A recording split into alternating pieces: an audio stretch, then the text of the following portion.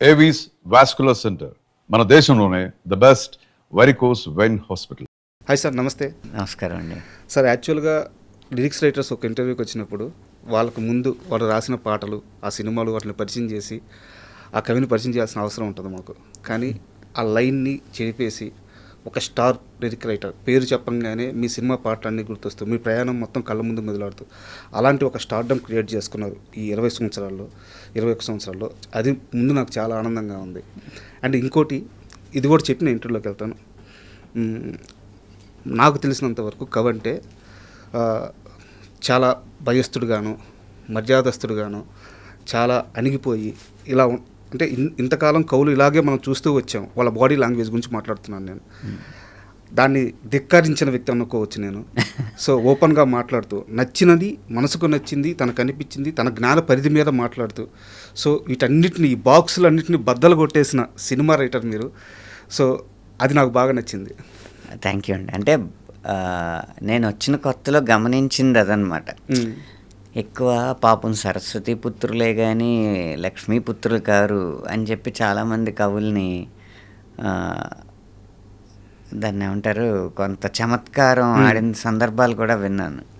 ఓహో, అంటే వీరి దృష్టిలో కవులంటే మాసిపోయిన లాల్చి, లూజ్ జుబ్బా తర్వాత షరా వేసుకుని ఓ సంచిలో 4 పేపర్లు పెట్టుకుని సార్ నేను నా పాట వినండి సార్ అని బతిమాలతా, నచ్చిందా సరే, అది నాకు కొంచెం ఇంట్లో ఇబ్బందిగా ఉంది సార్, అలాగే ఊహిస్తుందన్నమాట సమాజం, అలాగే కవులు ఉండాలనుకుంటుందన్నమాట అని అనిపించింది. బీజం పడింది అప్పుడు ఆలోచన, అది మార్చాలి మనం అని అనిపించింది అనమాట అండి. దానికి అవకాశం దొరికినప్పుడు, అంటే అనుకున్న తడవగానే అయిపోదు కదా, మనం నిలదొక్కుకోవాలి. నేను అలాగే ఉండేవాడినేమో అప్పటి పరిస్థితుల్లో, నాకు తెలియదు. కానీ నిలదొక్కుని ఒక సమాజం మీద ఒక స్పష్టత, వృత్తి మీద ఒక స్పష్టత, మన భవిష్యత్తు ప్రణాళికల మీద ఒక స్పష్టత అన్నీ వచ్చిన తర్వాత, ఒక ఆత్మవిశ్వాసం వచ్చిన తర్వాత, 19-20 ఏళ్ళు కెరీర్ అయిన తర్వాత ఆ ఫేజ్ మొదలెట్టానేమో అనుకుంటున్నాను నేను. Super sir. అయితే ఈ మధ్యకాలంలో అనంత శ్రీరామ్ పాటలే కాదు, మాటలు కూడా బేలుతున్నాయి. ఎలా బేలుతున్నాయి అంటే రీసౌండ్ వస్తున్నాయి. అండ్ ముఖ్యంగా పెద్ద విషయమే తీసుకుందాము. పెద్ద సినిమాకి సంబంధించిన ప్రెస్ మీట్లో ఐటమ్ సాంగ్ని ఆస్వాదించిన వాళ్ళు బాగానే ఉన్నారు. ఐటమ్ సాంగ్లో ఇలా చేసిన వాళ్ళే ఐటమ్ గాళ్ళు అని చెప్పి ఒక మాట వాడారు. అది నేరుగా మీరు ప్రెస్కి సంబంధించిన వ్యక్తులను ఉద్దేశించి వాడారా? ఆ క్వశ్చన్ అడగడమే తప్పు అనిపించిందా? మీ దృష్టిలో ఐటమ్ గాళ్ళు అంటే ఎవరు? ఐటమ్ గర్ల్ అనలేదు నేను, ఐటమ్ గాళ్ళు. ఓకే, సగటు ప్రేక్షకుడు ఎవ్వరూ కూడా రంధ్రాన్వేషణ చేసి గూఢార్థాలు వెతికి విమర్శించడానికే పనిగా పెట్టుకుని చేయరు. అలా అని ప్రెస్ కూడా చేయదు. నేను అక్కడ ఉద్దేశించి అన్నది, ఈ సినిమా మీద మొదటి నుంచి కూడా ఎందుకో, అంటే ఒక దర్శకుడు రెండో సినిమాకే పెద్ద హీరోని పొందేడు అన్న అసూయ ఉన్నవాళ్ళు, లేకపోతే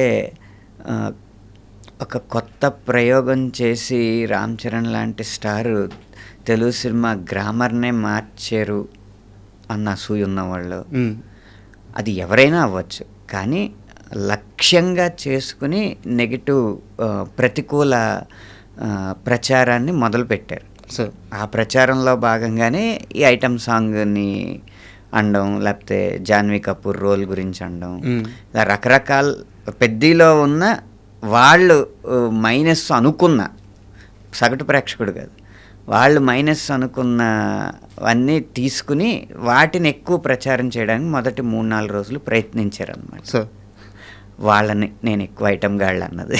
యాక్చువల్గా నేను ఇదే క్వశ్చన్ని కొనసాగింపుగా అడుగుతాను. జగపతి బాబు గారితో నేను మాట్లాడినప్పుడు వారు కూడా ఇలాంటి ఒక థాట్ ప్రాసెసే చెప్పారు. ఏదో జరుగుతుంది రాజా, ఒక కుట్ర అయితే జరుగుతుంది, ఫస్ట్ 2-3 రోజులు బలంగా జరిగింది అని చెప్పేసి. మీ టీం ఎప్పుడైనా దీని మీద దృష్టి పెట్టారా? పెద్ద టీము ఎందుకు మొదటి 2-3 రోజుల్లో ఒక ఇంత తీవ్రమైన వ్యతిరేకత, విమర్శలు సినిమా హీరోయిన్ క్యారెక్టర్ మీద కానీ, లిరిక్స్ మీద కానీ, పెద్ద మీద కుట్ర జరిగిందని మీ టీం భావిస్తుందా? అంటే జరుగుండకపోతేనండి ఇప్పుడు 400 పైచిలుకు కోట్లు సార్ వసూలు, అది నిజమే కదా మీకు? పోస్టర్ రిలీజ్ చేశారు. కొన్ని అధికారికంగా వచ్చిన వార్తే కదా. అవును. 400 పైచిలుకు కోట్లు వసూలు చేయగలిగిన సినిమా అంత నెగిటివిటీ ఎందుకు ఎదుర్కొంటుంది కుట్ర కాకపోతే? సార్ ఇదే చిన్న ప్రామాణికం. మీరు అన్నట్టు కామన్ ఆడియన్స్ డబ్బులు ఇస్తున్నారు కదా. ఎవరు కామన్ ఆడియన్స్ డబ్బులు ఇస్తున్నారు కదా. 400 కోట్లు ఇచ్చింది వాళ్ళే కదా. అంటే కామన్ ఆడియన్స్లో సగటు ప్రేక్షకుల్లో ఉన్న భావజాలం కాదది. సమాజంలోకి బలవంతంగా ఎక్కించాలనుకున్న కొంతమంది స్వార్థపరులు పన్నిన పన్నాగం. అది నెగిటివ్ అనేదానికంటే నిజం 4 అడుగులు వేసేలోపు అబద్ధం 6 ఊళ్ళు చేరుతుంది అన్నట్టు మొదట ఆ నెగిటివిటీకి బలం ఎక్కువ ఉన్నట్టు అనిపించింది. తర్వాత కోలుకుని ప్రేక్షకులే, కుటుంబాలే, ఇంకా చెప్పాలంటే చిన్నపిల్లలే భుజాన్న మోసి ఈ సినిమాని ఇంత విజయవంతం చేశారు కదా. కాబట్టి ఇది కుట్రే అనే దాంట్లో సందేహం లేదని అనిపిస్తుంది. అయితే మిగతా అందరు టెక్నీషియన్స్ కానీ లేదా యాక్టర్స్ కానీ వాళ్ళందరితో పోల్చుకుంటే అనంత శ్రీరాము ఇది వరకు లేనంత విధంగా పెద్ద సినిమాని ఓన్ చేసుకొని తన భుజాల మీద వీలైనంత వరకు మోసి ఎందుకో పెద్ద సినిమాకి ఒక మంచి ప్రత్యేక స్థానం ఇచ్చారేమో అనిపిస్తుంది. కరెక్టేనా? ఎందుకంటే రివెంజ్ ఫార్ములా, రక్తపాతాలు, ఊత్సకోతలు,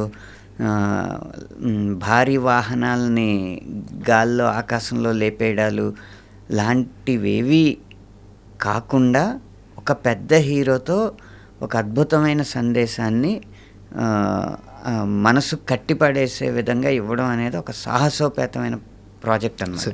కరెక్ట్. అది నిర్మాత దగ్గర నుంచి దర్శకుడు వరకు ఈ సినిమాకి పనిచేసిన వాళ్ళందరినీ అభినందించాల్సిందే ఆ విషయంలో. అందుకు ప్రత్యేకంగా ఈ సినిమా తాలూకు ప్రచారంలో నేను కూడా నా వంతు సమిధనొక్కటి ఆహుతి ఇచ్చాను అన్నట్టుగా నా వంతు ప్రయత్నం నేను చేశాను. అయితే ఒక రచయిత పాట రాయడం దానికి ఇప్పుడు ఒక పాట రాద్దామని కూర్చుంటే 100 తలనొప్పులు ఉన్నాయి సార్. మనోభావాలు అంటారు, ఒక పరిధి ఉంటుంది, చాలా సమస్యలు ఉంటాయి.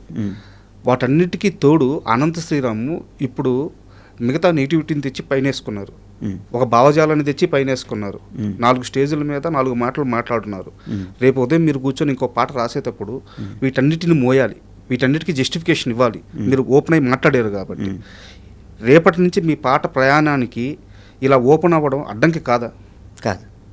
ఎందుకంటే ఏది మాట్లాడానో అది పూర్తి ఎరుకతో మాట్లాడాను.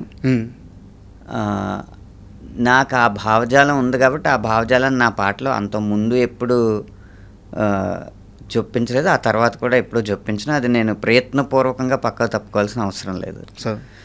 అలాగే ఇప్పటి సమకాలీన సందర్భాల్లో నేను చేసిన వ్యాఖ్యలు కూడా అప్పుడు నేను ఏం మాట్లాడానో అవన్నీ గుర్తుండే చేశాను కాబట్టి దానికి సంబంధించి దాన్ని వంకగా చూపించి అడిగినా అప్పుడు మాట్లాడిన ప్రతి వాక్యానికి ఇప్పుడు మాట్లాడిన ప్రతి వాక్యానికి సుస్పష్టమైన వివరణ ఇవ్వగలిగే సరంజామా అంతా నా మెదడులో ఉంది కాబట్టి ఇవేవి నాకు ఇబ్బంది కావు. తర్వాత కూడా ఐటమ్ సాంగ్స్ వస్తే ఐటమ్ సాంగ్స్ రాస్తాను, ఇంట్రడక్షన్ సాంగ్లు వస్తే ఇంట్రడక్షన్ సాంగ్లు రాస్తాను. ఎంత వినోదం కావాలో అంత వినోదం అందిస్తాను. And for more videos, please subscribe to iDream. Please subscribe to iDream. Please subscribe iDream. And please subscribe to iDream. For more videos, subscribe to iDream. please like, share and subscribe to the channel. Congratulations, iDream. Subscribe to iDream. Subscribe to iDream. So subscribe to iDream Media. iDream की iDream team अंदर की huge congratulations. Please subscribe iDream Media. Please subscribe to iDream. Subscribe iDream. Please subscribe to iDream. iDream అంటే నా కళల channel subscribe చేసుకున్న నోరు తిరుగుతలేదు, మీరైతే గంట గుర్తు కొట్టండి. For more such videos, please subscribe to iDream. Subscribe to iDream. Please subscribe to iDream. Please subscribe iDream Media. Please do subscribe to iDream. Please subscribe to iDream Media. For best entertainment and information, please subscribe iDream. And don't forget to subscribe to iDream.